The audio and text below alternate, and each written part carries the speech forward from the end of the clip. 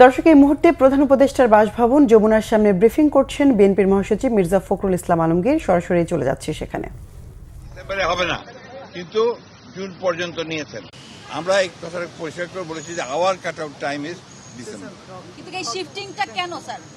এটা তো আমি বলতে পারবো না, ওনারা স্যার প্রশ্নটা হচ্ছে স্যার আপনারা তো প্রশ্ন একটা একটা করে আসলে আমার উত্তর দেওয়া সহজ হবে। ডিসেম্বরের মধ্যে যদি নির্বাচন আজকে কিন্তু স্যার সেই শিডিউল পাওয়া যাবে। আপনারা কি করতে চান? আমরা যে বললাম, আমরা আমাদের দলের সঙ্গে অন্যান্য দলগুলোর সঙ্গে আলোচনা করে আমরা সিদ্ধান্ত। স্যার আপনি গত 10 তারিখে 10 ফেব্রুয়ারি যে মিটিংটা হয়েছিল এই উপদেষ্টার সঙ্গে, সেখান থেকে বেরিয়ে আপনি বলেছিলেন যে আলোচনায় আপনারা আশ্বস্ত হয়েছেন, কিন্তু আজকে বললেন সন্তুষ্ট নয়।